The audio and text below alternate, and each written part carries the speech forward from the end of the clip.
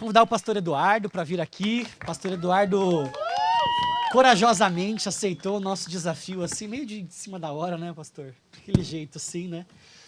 E a gente abriu uma caixinha de perguntas ali no nosso Instagram, então você pode mandar suas perguntas para a gente e a gente vai responder aqui, o pastor Eduardo vai responder, né? Mas que ele achar que tem que responder também, né?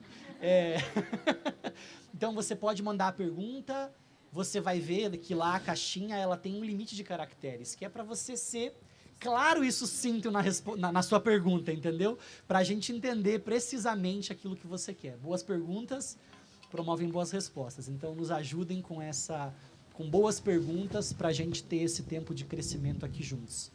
Pastor, obrigado por topar compartilhar com a gente. Prazer para mim. E, pastor, fazia tempo que o senhor não vinha aqui nos jovens, né?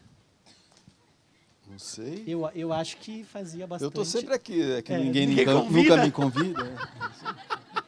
Não, a gente vai resolver isso.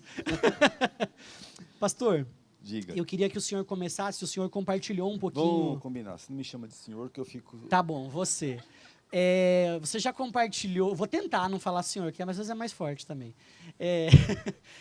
Você compartilhou já num dos cultos como foi um pouco do processo, a descoberta, a percepção... Mas, resumidamente, como foi a descoberta do diagnóstico, o que cercou esses dias que fizeram o senhor perceber que tinha alguma coisa estranha acontecendo?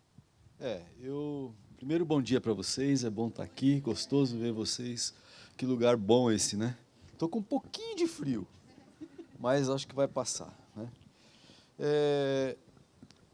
Foi assim, gente, vocês sabem, eu tenho 65 anos, né? Estou já um velhinho, né?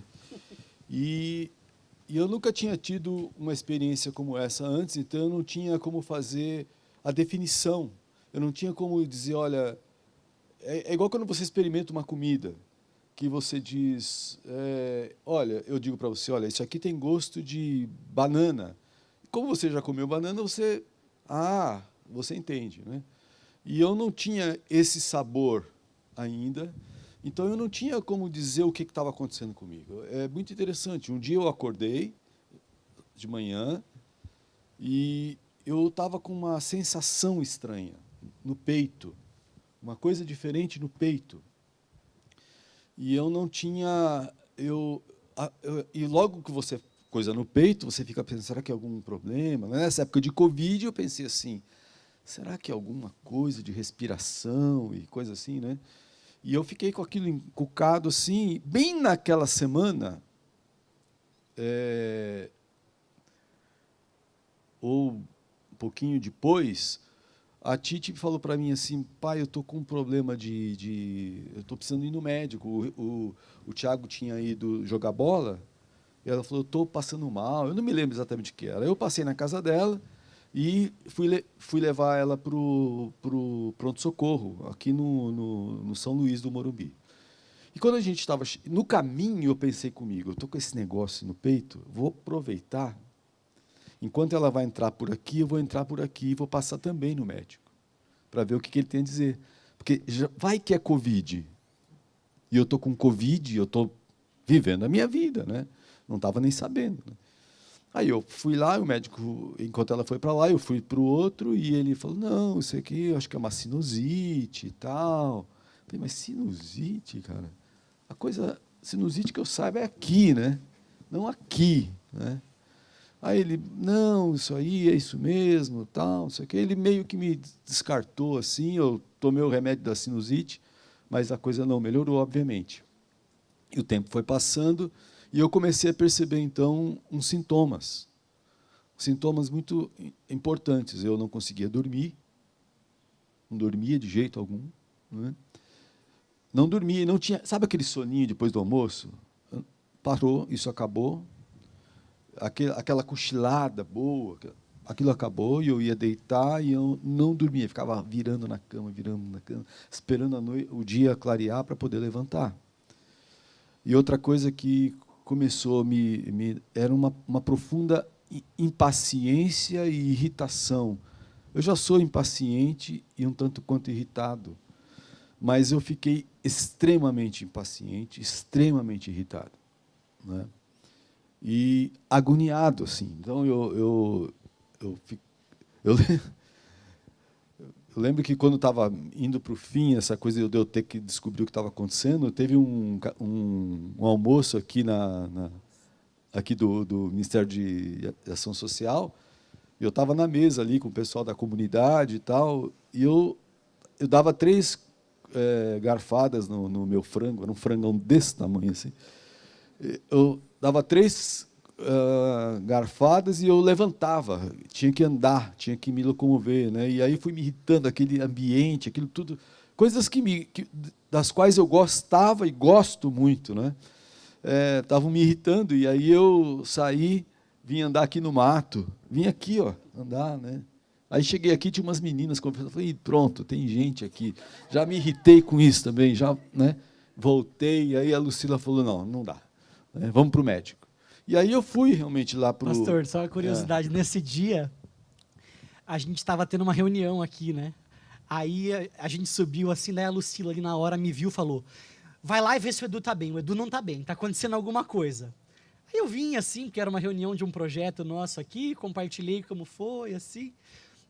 Aí eu voltei e falei, pastor, parece que tá normal, assim. Ela, não tá bem. A gente vai levar ele pro médico. Então, às vezes tem coisas que é quem tá dentro ali, muito, para perceber, para ver alguns detalhes, né? Realmente aquele dia foi um dia assim de pico daquilo que eu não sabia descrever. Tanto é que, quando eu cheguei lá no pronto-socorro, ali no Samaritano, ali da Brigadeiro, eu tinha lá aquele painel, né, para você fazer o atendimento, lá aí eu não se encaixava em nada, aí eu pus lá dor no peito. Quando eu pus dor no peito, já me jogaram numa cadeira de roda e me levaram lá para dentro, né, achando que eu estava infartando, coisa assim. Já me fizeram um eletro e tal. Daqui a pouco veio o médico e falou assim, olha, o teu eletro deu uma pequena alteração, né? E nós vamos fazer um cateterismo. Eu falei, você está louco? Eu falei assim, não vamos fazer cateterismo. Eu estava almoçando 2 minutos atrás, eu não estou passando mal nesse ponto, assim. Eu estou sentindo isso há muitos dias. Ele falou, por isso nós vamos fazer um cateterismo. Eu falei, então, se você não se importar, eu gostaria de falar com o meu cardiologista, que é aqui da igreja, o Dr. Walter. Ele liga para ele. Se ele disser sim, a gente faz. Senão, não vou fazer. Aí ele falou, tá bom. Ele conhecia já o Walter, ele ligou para o Dr. Walter. O Dr. Walter falou, é lógico que vai fazer e pronto, né? Aí eu fiz o cateterismo. Quando terminou, ele falou, tá tudo bem e tal. Aí eu pensando que eu ia para casa, mas eu ia ter que ficar lá um dia no hospital, porque quem faz cateterismo precisa ficar no hospital depois um tempo, inclusive na UTI. Né? E eu falei, meu Deus do céu, eu estava agora há pouco lá na igreja, agora estou indo para a UTI. Né? Aí ele me deixou lá numa sala de recuperação, a Tite ficou comigo, daqui a pouco vem o cara e fala para mim assim, o médico, que chamava Dr. Pedro, eu lembro bem porque é o nome do meu neto. E ele disse, olha, você não tem nada no coração, seu coração está ótimo, os músculos estão bem, você não tem nenhum entupimento, teu coração está bem, nos próximos 10 anos você não precisa se incomodar. Mas alguma coisa no seu estilo de vida precisa ser mudada. Aí eu engoli aquilo, né? E falei, tá bom. Né? Passei aquela noite lá, no domingo, na segunda-feira, aí domingo, acho que eu tinha até que pregar, eu não lembro. Tinha que pregar no domingo, né? Você que pregou, né? Você pregou meu sermão? Isso aí. Ele pregou meu sermão, né? Aliás, brilhantemente, porque eu não consigo pregar o sermão dos outros. Mas aí, na segunda-feira de manhã, eu fui no médico e ele me deu, no Dr. Walter, e ele me deu 2 remédios. Um para dormir, que eu nunca tinha tomado na minha vida, e um outro, que era um ansiolítico.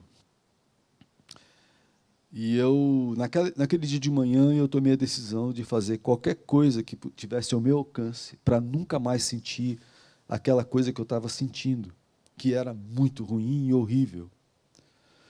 E alguém me disse que aquilo que eu estava sentindo era angústia. E a minha definição de angústia era completamente outra. não é?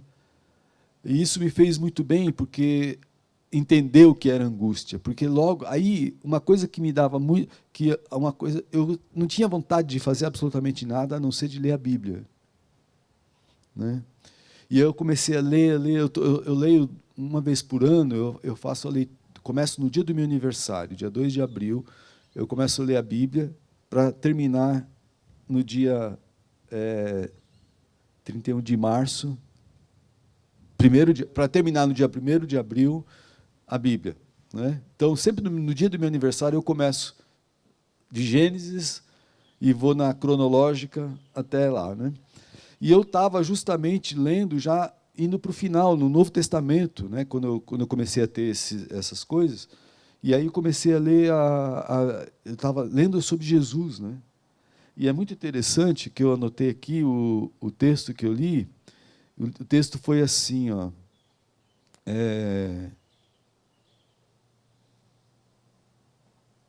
Então Jesus sentiu profunda angústia e exclamou: eu lhes digo a verdade, um de vocês vai me trair. Aí eu falei, que coisa é essa, né? Então Jesus foi com eles a um lugar chamado Getsêmani e disse: sentem-se aqui enquanto vou ali orar. Levou consigo Pedro e os 2 filhos de Zebedeu e começou a ficar triste e angustiado. Minha alma está profundamente triste, a ponto de morrer.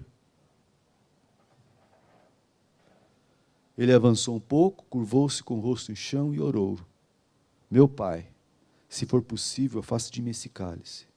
Contudo, seja feita a tua vontade e não a minha. E aí, eu tive uma identificação com Jesus tão grande naquele dia, porque aí eu falei, Jesus sentiu exatamente o que eu estou sentindo. Sabe que aquilo me deu uma paz, né? Saber que o meu mestre tinha passado exatamente. E uma coisa muito mais forte, porque eu não fiquei deprimido, né? Eu só fiquei esgotado. Estava esgotado e angustiado. Eu não tive vontade de morrer, porque a angústia que Jesus teve foi ainda mais forte que a minha. E por ele ter passado por isso, isso me deu um consolo muito grande, né? E naqueles dias e é muito interessante o texto, porque Jesus fala assim: eu estou muito triste, estou muito angustiado, tal, mas não seja feita a minha vontade. Ele levantou a cabeça e foi para a cruz, né? Ele foi e fez o trabalho que ele tinha que fazer, mesmo angustiado. Ele saiu e foi naquela direção. Sabe que eu descobri que eu comecei aí, bom, naquele dia eu decidi ir para o médico, aí falaram que eu tinha que ir para um psicólogo, que eu nunca tinha ido na vida, e para um psiquiatra, que mais me assustava, né? Eu falei, não, eu vou fazer qualquer coisa para poder resolver. Eu vou tomar o remédio, eu vou seguir. Me disseram também, você tem que fazer exercício físico, você tem que ir para a academia, você precisa voltar a dormir. Ela me vê todo dia lá, todo dia não, 3 vezes por semana, eu passo ali e dou um tchauzinho para ela, porque a minha academia é ali pertinho de onde eu trabalho, né? Então, eu resolvi fazer tudo, né, que estavam me dizendo para resolver o problema, para resolver. Procurei a psicóloga, muito sem graça, gente. Cheguei na psicóloga, ela olhou para mim, então, eu não sabia como é que foi. O que eu falo, o que eu faço, eu tenho que parecer louco, eu tenho que parecer... Eu não sabia. E quando eu fui com o psiquiatra, então, o psiquiatra ficou olhando para mim, e eu fiquei olhando para ele, e falou, o que será que vai sair daqui, né? Aí ele fez uma pergunta, e aí ele quebrou o gelo comigo e tal, mas foi difícil, né? Não estou dizendo que é fácil, é difícil para chuchu, né? Tomar remédio para dormir é difícil, né? Tomar outro remédio é difícil, né? Mas E aí eu comecei conversando com a psicóloga, foi muito legal, sabe? Porque ela começou a me ajudar a descobrir quando é que eu comecei a me tratar mal. Porque você não fica desse jeito de graça, não é? Você não fica desse jeito, né? Olha, eu dormia 4 horas por noite. Eu sou o cara da noite. Eu gosto de trabalhar de noite. Eu gosto de preparar sermão de noite. Eu gosto de estudar. Eu gosto de ler de noite. Eu posso ir até 2, 3 da manhã, lendo alguma coisa. Esse horário, a minha mente funciona bem. 6 horas da tarde, quando todo mundo está ficando assim, ó, eu estou ficando assim, ó, entendeu? Eu estou levantando, aquilo está me levantando, né? Então eu gosto desse horário. Eu acho que esse horário é muito é louco isso, né? Mas é verdade, né? E agora não conta comigo 7 horas da manhã para eu dar aconselhamento, não dá certo.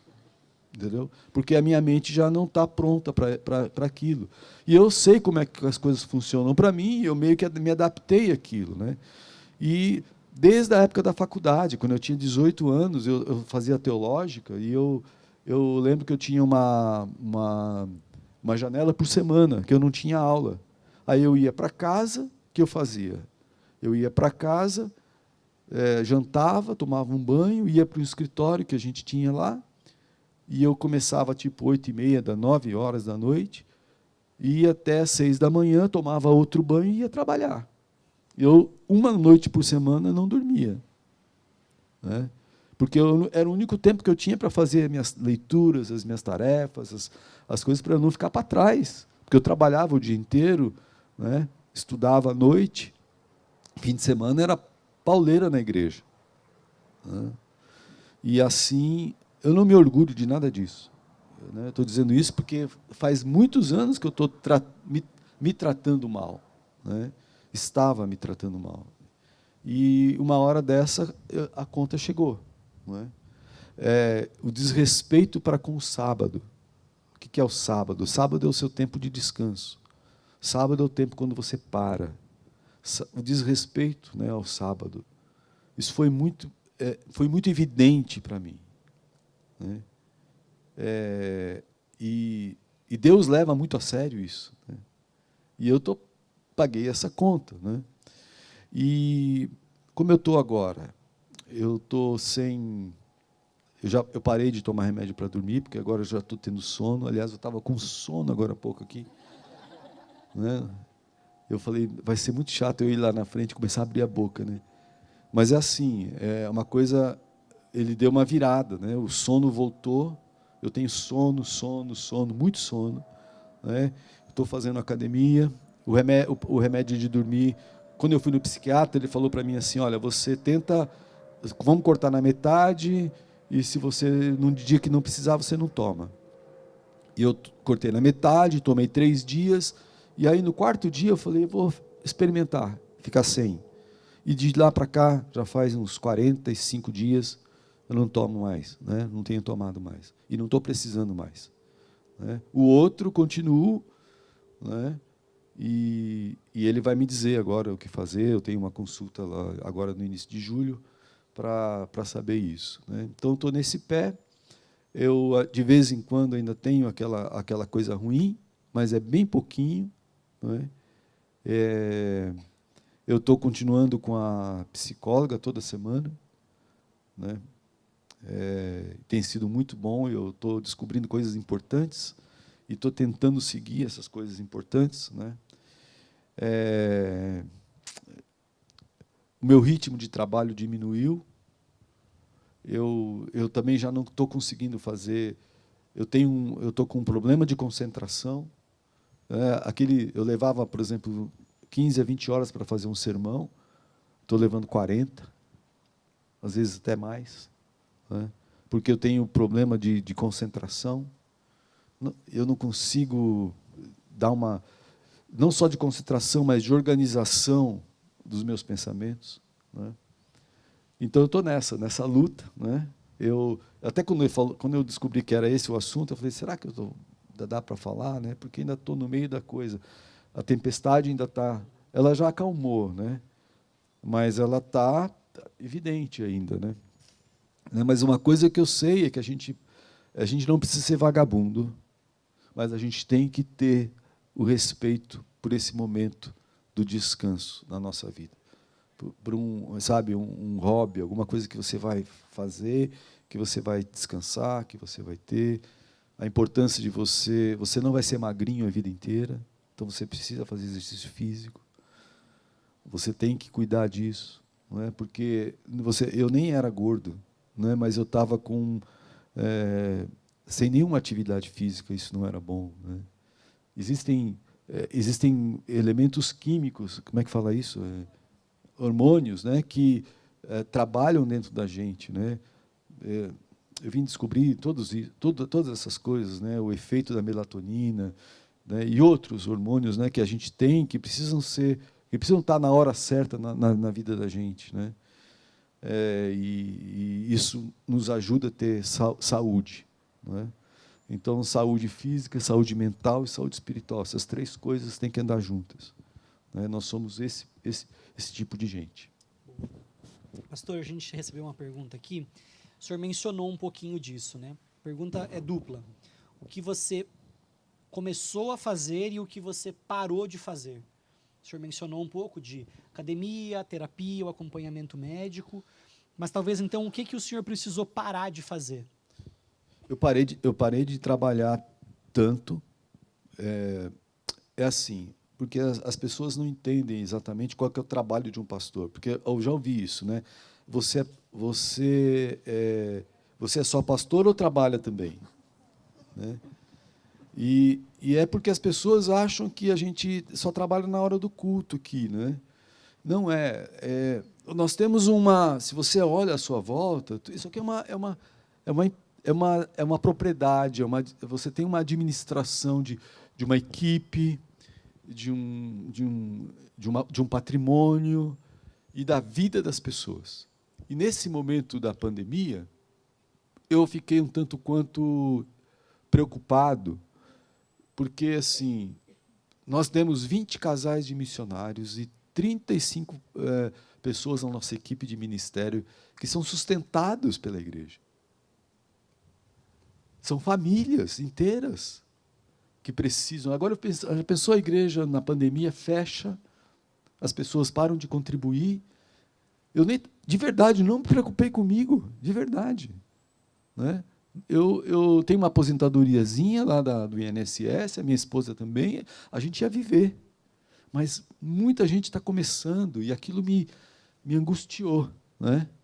E a gente não podendo reunir. Mas, gente, eu quero dizer para você que esta igreja foi uma bênção. A igreja continuou contribuindo, a igreja continuou firme, a gente teve a ousadia de fazer os banheiros, que aqueles banheiros eram horríveis, né? Convenhamos, né? E a gente fez nos banheiros, a gente deu uma reformada aqui, ainda dentro da pandemia, aproveitando a oportunidade que Deus nos deu de não ter as pessoas aqui. Então, a igreja respondeu. E mesmo assim, eu tive que parar de me preocupar. Então, uma das coisas que eu tive que parar foi dizer: Deus, eu tenho que viver aquilo que eu prego. Eu não posso me preocupar. O Senhor é que cuida da igreja. Deus já tinha me dito isso no passado. Eu lembro que quando a igreja tinha 200 pessoas, um dia eu estava quase morrendo já. Eu já estava quase morrendo. E eu via, a igreja era um grupo assim, igual esse aqui, um pouquinho maior. E eu sabia onde as pessoas sentavam. Então, se o Mateus senta ali sempre, e eu um dia não visse o Mateus, eu ia para casa dizendo: o que será que aconteceu? Será que eu falei alguma coisa que o Mateus não gostou? E eu ficava com aquele coisa assim, né? Passava mal.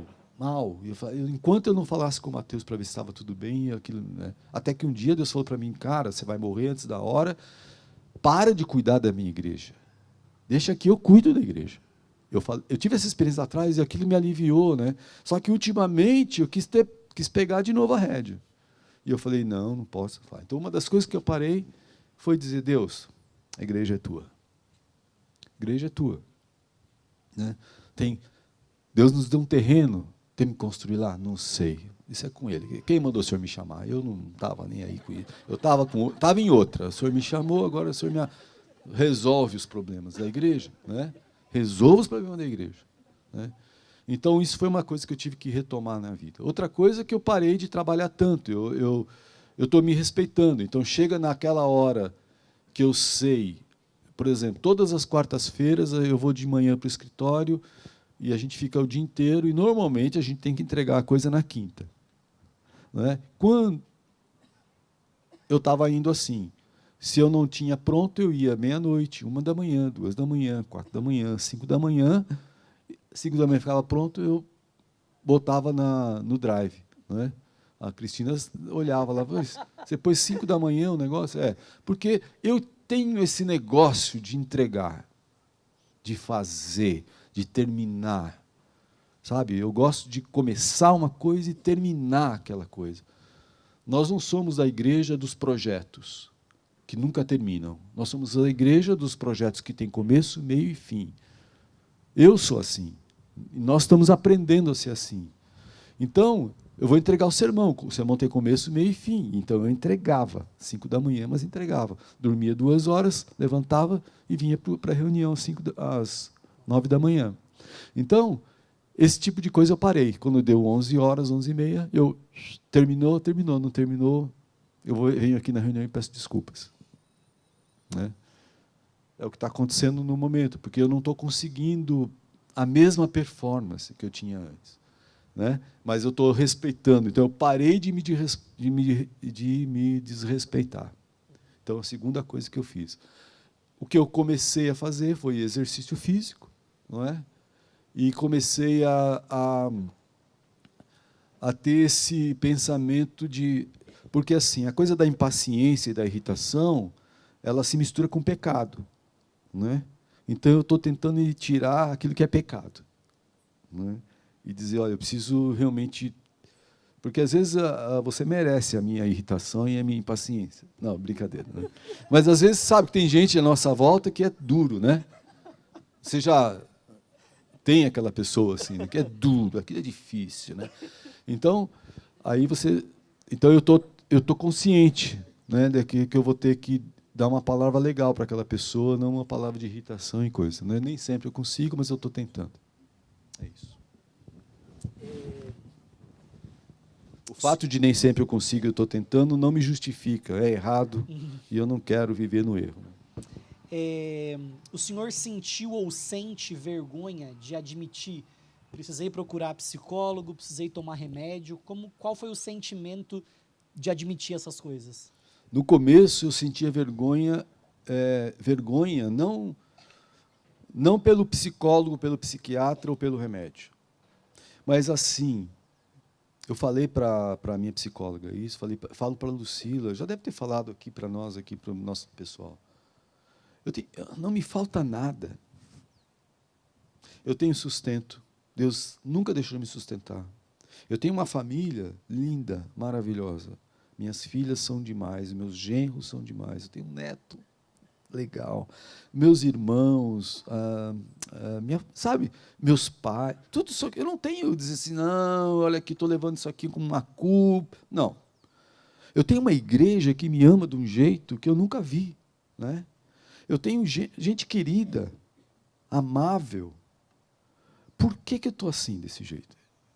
Não é? Aí a minha psicóloga falou assim, você está assim, não é por causa deles. Você está assim por sua causa. Porque a misericórdia que você tem muitas vezes com os outros, você não tem com você mesmo. Não é? E não é para você parar de ter misericórdia para com os outros. Você tem que ter misericórdia de você mesmo. Né? Você, muitas vezes, não merece, mas precisa. Né? Então, por exemplo, meu sermão, eu não consegui terminar.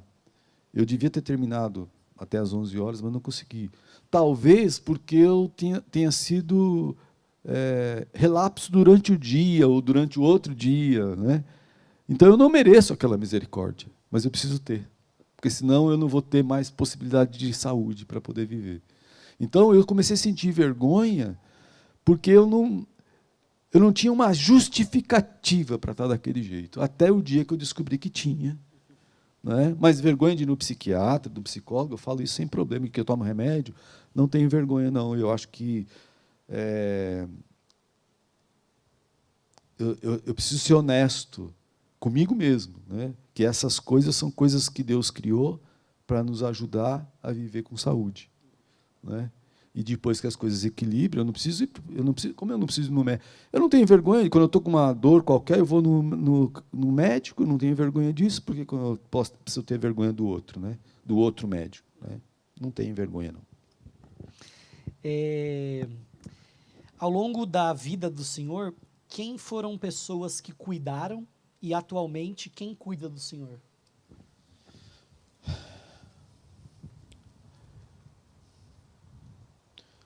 Bom, esta é uma falha que eu vejo que acontece na vida dos pastores. Os pastores, eles são muito sozinhos, né? E eu vejo que no começo do meu ministério, esse cuidado não existia, né? Porque, assim, é que vocês são tudo jovens e a maioria de vocês já conheceu a igreja dentro de um contexto muito diferente. Mas no contexto que eu estava, era um contexto de muita... eu falo para a minha psicóloga, eu sou oriundo da ditadura evangélica, né? De uma coisa que você tinha... que um pastor nunca ia usar calça jeans e camisa e ia estar no meio da turma. O pastor, ele tinha que estar num outro patamar, né? E era assim, a gente lá não chacoalhava o corpo, não batia palma. Domingo, eu ouvi, olha, se você vai viajar no domingo, você pode ter um acidente, você vai estar... Né? Você pode ter um acidente, porque domingo é dia de você estar na igreja. Né? E você fala, não, hoje a gente diz que Deus é esse, mas quando você vai ser criado nisso, é isso que você sabe. É isso que você sabe, né? E aí você não questiona isso, né? E eu não estou botando defeito, mas esse não é um contexto, não é um ambiente de cuidado. É um ambiente de medo, né? Que a gente tenta não ter aqui. Por outro lado, hoje, há uma falta completa de temor, que é uma libertinagem, né? A coisa não é liberdade, libertinagem, né? Mas lá atrás não tinha esse ambiente de cuidado, eu não tive, no começo do meu ministério, nenhum cuidado. Esta é a verdade. As pessoas cuidavam de mim de outras formas, né? Não me passava, eu nunca passei fome, nunca sempre tive onde morar. A vida era difícil, mas foi assim, né? Mas quando eu casei e comecei a ser o pastor da igreja, isso quase 40 anos atrás, nós tomamos uma decisão, eu e a Lucia, de fazer dessa igreja uma igreja diferente. Uma igreja onde o ambiente do cuidado fosse legal, onde as coisas pudessem ser diferentes e a gente pudesse se libertando de coisas assim, né? Ultimamente, graças a Deus, eu tenho companheiros muito de jornada, né? Eu tenho o Alexandre, tenho a Cristina, tenho o Daniel Reis, né? E tem a minha equipe toda aqui, nossa equipe toda aqui, que é uma equipe amorosa, cuidadosa, né? E eles cuidam de mim, né? Cuidam mesmo, de verdade, né? Manda eu ficar quieto quando eu estou falando demais, manda eu ir para casa quando eu preciso ir para casa. Tem o Ancionato, que tem um amor, um carinho muito grande para comigo, que quando eu comecei a ter problema lá em dezembro, eles me chamaram e falaram, você vai ficar em casa e não apareça aqui. Né? E eu, tá bom, né? Fiquei, né? Então, hoje, né, eu sinto o cuidado da equipe, do Ancionato, né, das pessoas em geral, mas porque mudou esse espírito, o espírito é outro, sabe? O sentimento é outro, né? Aliás, eu acho que esse é um sentimento que devia ter em todo mundo. Nós devemos cuidar uns dos outros. A tarefa pastoral, ela não é a tarefa do pastor, é a tarefa nossa, de cuidarmos uns dos outros na medida do possível, dentro do ambiente que a gente tem, diante das pessoas, das 2, 3 pessoas com quem a gente se relaciona, né? Então é isso. Hoje eu tenho esse cuidado, sim, desses que eu citei. Passou pela cabeça do senhor alguma coisa? O meu GP também me ajuda muito. Boa. Ao longo do processo, assim, passou pela cabeça do senhor uma coisa assim, eu trabalho demais na igreja, logo eu deveria desistir da igreja. O senhor teve vontade de desistir do ministério, de alguma coisa assim? Não, nunca. Por que eu trabalho demais na igreja? Porque trabalhar na igreja enche meu tanque. Meu trabalho enche meu tanque. É o que me encoraja, é o que me motiva. Né? Ficar sem trabalhar para mim é muito ruim. Ficar isolado, sem saber das coisas, para mim é muito ruim. Não é? Eu costumo dizer aqui para o pessoal que eu tenho resposta para qualquer coisa, qualquer pergunta que você me fizer, eu tenho resposta. Não é? Você acha que essa mesa devia estar aqui? Se você quiser saber a minha opinião, eu vou dar. Entendeu? Eu vou dar. Então, eu tenho resposta, porque eu tenho esse prazer de olhar, prestar atenção, ver, né? Eu passei ali agora há pouco e vi que foi feita uma coisa lá e precisa jogar uma terra ali. Entendeu? Eu gosto disso, eu sei. Eu acho que a gente devia plantar uns negócios mais legais aqui atrás. Eu já estava sentado ali, estava vendo que tem um mato, fazer um cenário melhor. Tem uma aqui. terra feia aqui, tem um mato caído ali. Eu já vi tudo isso quando eu cheguei aqui, entendeu? Estava olhando, né? Então, eu gosto, isso enche meu tanque, né? Então, eu não pensei em desistir, não. Eu vou ter uma hora que vou ter que parar, né? Porque eu não vou poder ficar para sempre, né? Então, antes que alguém diga para mim, está na hora de você parar, eu vou tentar ter esse simancol, né? Mas, no momento, não pensei, por causa da doença, também não pensei em parar. Pelo contrário, eu quero focar naquelas coisas que enchem o meu tanque para poder voltar à minha vida normal. Pastor, a Bíblia fala sobre ansiedade e a gente hoje tem medicamentos para ansiedade. Como que o senhor diferencia a ansiedade da Bíblia dessa ansiedade médica, do diagnóstico de ansiedade? Como o senhor lida com isso? Para mim é a mesma coisa. O problema é que se você vai deixando a ansiedade tomar conta, você vai ter que chegar no remédio, né? Ela não só é pecado, como ela leva você para uma doença, né? E aí você tem que cuidar da doença com remédio, não é? Mas aí é um misto. Eu tenho que trabalhar com Deus, como eu disse agora há pouco sobre a irritação, né? Que eu tenho uma coisa que eu já tinha, mas que eu já sabia que tinha e que eu preciso trabalhar com Deus todos os dias, né? Então, no momento que eu tenho, então o que eu estou fazendo agora? Eu estou querendo me irritar com você e eu fico pensando, fica a minha cabeça pensando assim, que coisa legal que eu posso dizer para ele? Que coisa legal eu posso dizer? Então eu tento ocupar a minha mente para não responder atravessado para você. Mas a minha vontade é de meter a boca aí, né? E aí eu tenho que trabalhar com isso aí, e falar, Deus, me ajuda a dizer uma coisa legal, não é? Ou então não dizer nada, porque se não tiver uma coisa legal para dizer, né? Então é isso. Eu vejo que o pecado ele vai levando a você a ter que tomar o remédio, ele transforma você num doente. E você toma o remédio e sara e volta, então, a falar com Deus a respeito daquilo, para que aquilo não te leve para a doença de novo. O Edu, hoje, de 65 anos, olha para o Edu de 18 a 29, mais ou menos a faixa etária que a gente tem aqui. O que diz para eles, assim, para tentar evitar a experiência do burnout? Se respeite, né? Tenha... porque essa linha, Dani, é bem tênue, né? A linha do folgado para o cara que precisa descansar. Então o cara fala, não posso, o pastor falou que eu tenho que viver em light, não posso. Não. Eu acho que você tem que fazer tudo que você está dentro do alcance. Eu lembro que uma tia minha disse para mim uma vez o seguinte. Ela falou assim, eu falei para ela assim, eu tinha uns 11 anos, e ela falou, e eu fui mal numa prova. Eu sempre ia bem em tudo. Eu era daqueles que ia bem em tudo, sem estudar, sabe? Mas aí eu fui mal, só confiando na tacada, né? Fui mal na prova. Aí eu falei para ela assim, não tenho tempo de estudar. Aí ela falou assim para mim, então alguma coisa está errada na sua vida. Porque você tem 8 horas para dormir, 8 horas para brincar, né? E 8 horas para estudar.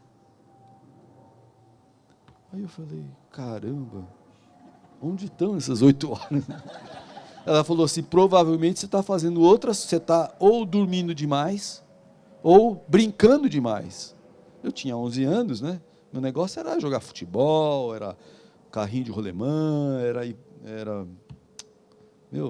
era muita zoeira naquela época, assim, né? Ficava na rua o tempo todo, com pipa, com coisa, né?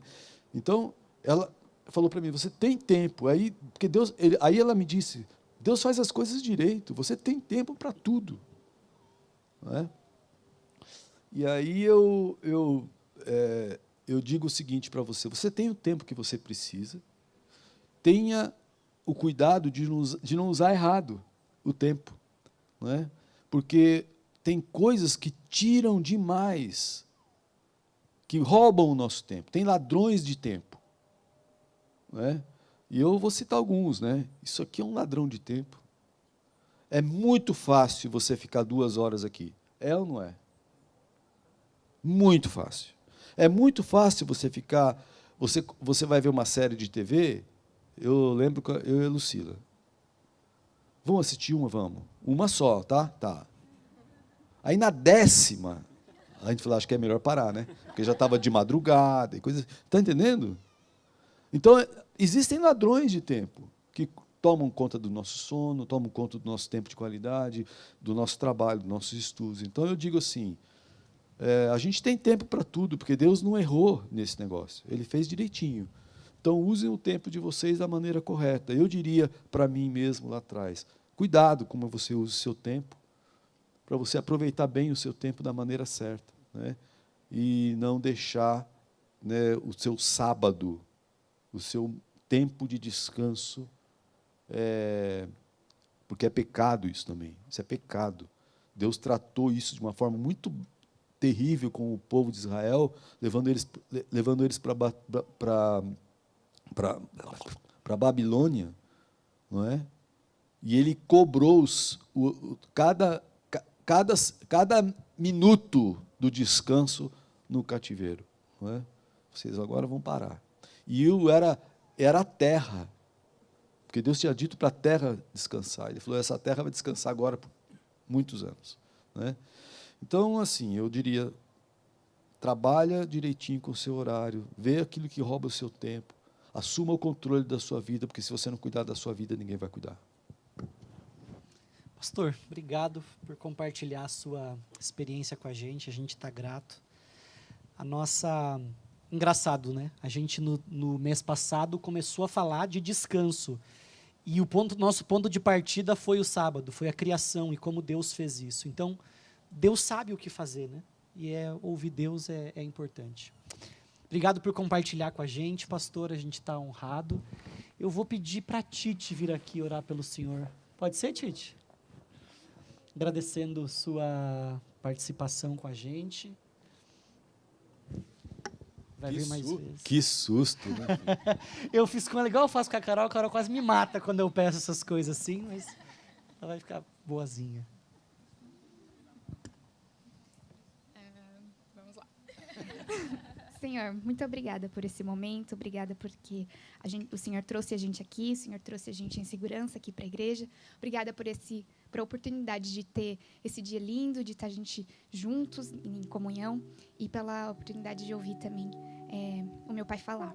Obrigada porque o Senhor tem cuidado dele, o Senhor tem demonstrado esse cuidado através da vida dele, através da igreja. Muito obrigada, Deus, porque o Senhor é misericordioso conosco e nos ajude, Deus, a cuidarmos dos nossos corpos, cuidarmos das nossas mentes e lembrarmos que só assim que a gente vai poder cuidar dos outros também. Nos dê um bom resto de sábado e que a gente possa voltar para casa em segurança também. Em nome de Jesus. Amém. Obrigado, pastor.